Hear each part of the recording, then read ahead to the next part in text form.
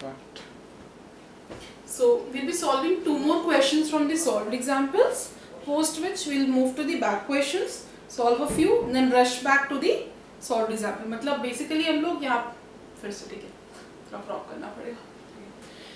So we were solving questions. सबसे important physics में question समझना ही होता है. तो अभी हम questions पे आते हैं. Again we'll pick up question number 9 from the solved example of your book.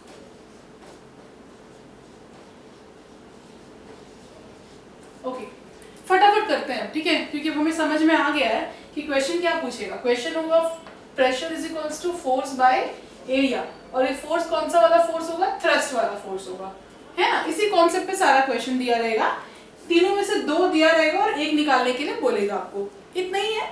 Okay so question number 9 says please take out in your book a normal force of 100 newton. तो फोर्स कितना दे दिया है हमें? 100 newton. ठीक है. Can produce a pressure of 1 lakh pascal. तो ये कितना पास्कल दे दिया है हमें? 1 लाख.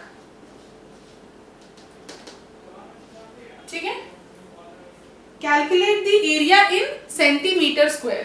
तो ठीक है ना, तो एरिया निकाल लेंगे. तो ऐसा करते हैं, एरिया को इस तरफ ले जाते हैं. तो ये हो जाएगा 1 लाख. मैं 10 का पावर 5 लिख देती हूँ अभी. 1 लाख को 10 का पावर 5 1 2 3 4 5 इंटू ए डिवाइड में तो मल्टीप्लाई में होगा इज इक्वल टू 100. ठीक है. फिर हमें क्या चाहिए? ए चाहिए. तो ए को यहाँ रखेंगे, बाकी सब उस तरफ ले जाएंगे. ये क्या है? 10 का पावर 5 मल्टीप्लाई में है, कुछ नहीं है तो मल्टीप्लाई है. इधर जाएगा तो डिवाइड हो जाएगा. तो 100 डिवाइडेड बाय 1 2 3 4 5 किस में आएगा? ये मीटर स्क्वायर में आएगा. न्यूटन लिया है हमने, और पास्कल क्या होता है? न्यूटन पर मीटर स्क्वायर. तो आंसर मेरा किस में आएगा? न्यूटन न्यूटन कट जाएगा, मीटर स्क्वायर में आएगा. 1 डिवाइडेड बाय 1000 मीटर स्क्वायर. अब हमें इसको निकालना किसमें? Centimetre square as per the questions demand. तो ठीक है ना, 1 मीटर मतलब कितना सेंटीमीटर होता है? 100 सेंटीमीटर. तो इसका मतलब क्या हुआ? 1 into metre into metre. 1 metre square का मतलब 1 को मीटर से मल्टीप्लाई किए, फिर मीटर से मल्टीप्लाई किए बाय 1000. अच्छा, मीटर को सेंटीमीटर में कन्वर्ट करने के लिए 100 से मल्टीप्लाई करना होता है. तो 1 मीटर है ये, तो 1 मीटर कितना हो जाएगा? 100 सेंटीमीटर. ये भी 1 मीटर है, ये भी 100 सेंटीमीटर डिवाइडेड बाय 1 और 3 जीरो.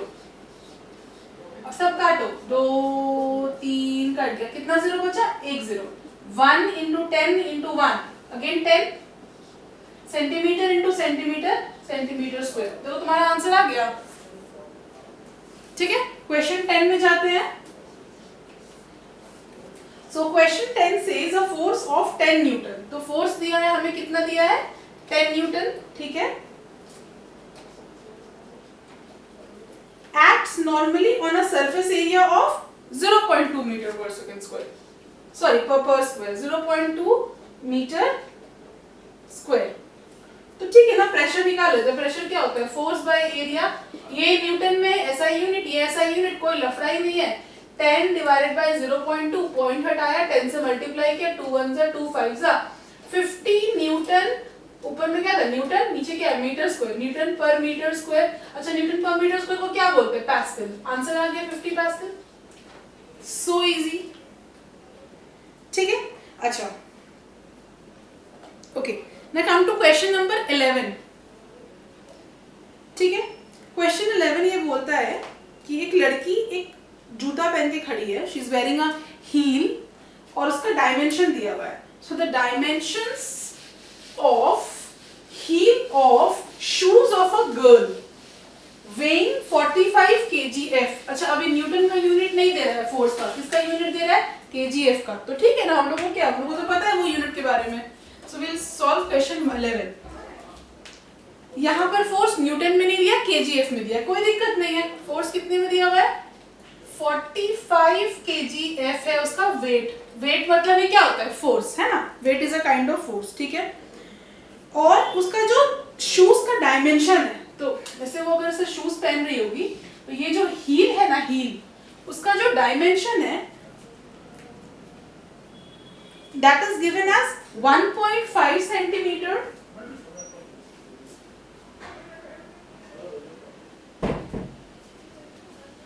1.5 सेंटीमीटर बाय 1 सेंटीमीटर, तो इसका एरिया क्या हो जाएगा? मान लो कि इसका हील देखने में ऐसा है, आप लोगों ने तो देखा ही होगा शूज में हील लगा होता है, तो ये 1 सेंटीमीटर है और ये 1.5 सेंटीमीटर है, मतलब ये क्या बन गया? एक रेक्टेंगल बन गया। तो रेक्टेंगल का एरिया कैसे निकलता है? लेंथ इनटू ब्रेथ, बड़ा वाला क्या होता है? लेंथ, तो 1.5 centimetre into 1 centimetre, 1.5 into 1, 1.5 centimetre into centimetre, centimetre square. तो हमारा एरिया भी आ गया। एरिया क्या आ गया मेरा? 1.5 सेंटीमीटर स्क्वायर। अच्छा, क्वेश्चन में देखो 45 kgf तो ऐसा यूनिट है नहीं, ऐसा यूनिट तो न्यूटन है, तो छोड़ देंगे हम लोग, डायरेक्टली लिख देंगे इसको ऐसे। प्रेशर क्या होगा? फोर्स बाय एरिया, फोर्स का वैल्यू है 45 kgf, इसका वैल्यू है 1.5 सेंटीमीटर स्क्वायर, पॉइंट हटाया, 10 से मल्टीप्लाई किया, 15 1 जा 15 3 जा 3 10 जा 30 kgf पर सेंटीमीटर स्क्वायर। और इसमें दिमाग नहीं लगाएंगे, आंसर यहीं तक छोड़ देंगे, बिकॉज क्वेश्चन में सब कुछ मुझे किसमें दिया है? kgf में, तो why will I convert into Newton? ठीक है, मेक सेंस? अच्छा, सॉल्व एग्जांपल क्वेश्चन 12 और 13 थोड़ी देर के बाद हम सॉल्व करेंगे। पहले हम थोड़ा बैक क्वेश्चंस में जाएंगे और जितने क्वेश्चंस हम लोगों ने सॉल्व किया उससे रिलेटेड क्वेश्चंस सॉल्व करेंगे। So come to page number 58, C part, numericals.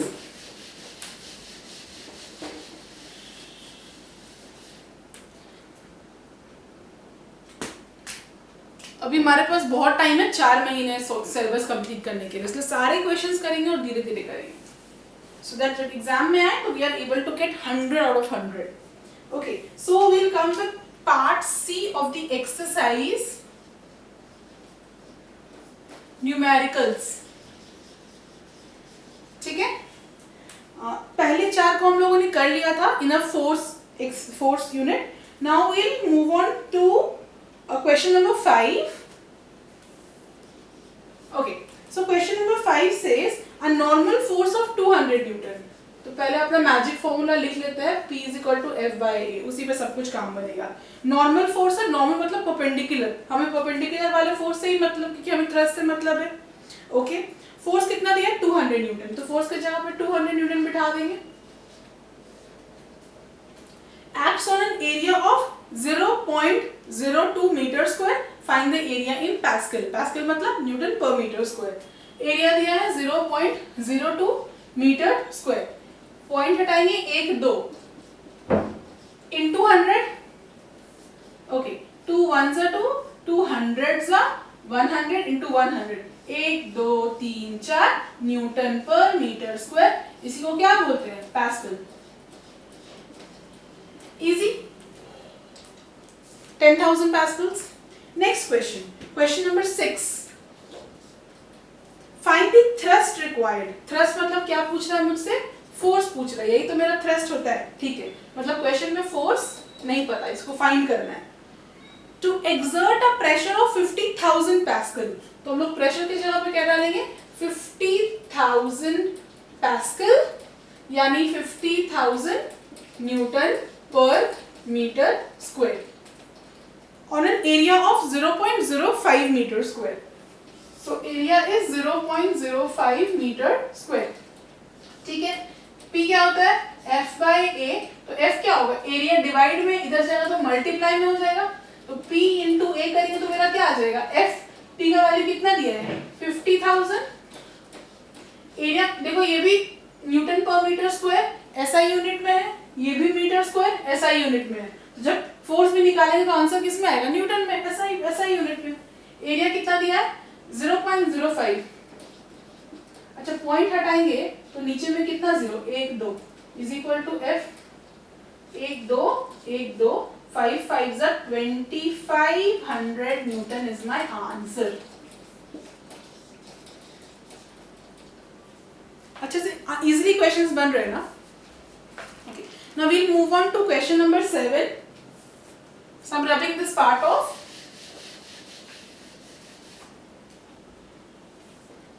Question number 7. अब question 7 देखो. Find the area of a body which experiences a pressure of 50,000 pascal. तो प्रेशर कितना दिया है? 50,000 pascal है, तो मेरा क्या है? न्यूटन पर metre square. By a thrust of 100 newton. So force यानी थ्रस्ट कितना दिया है 100 न्यूटन। आपको क्या निकालना है एरिया, ठीक है। Find the area of the body.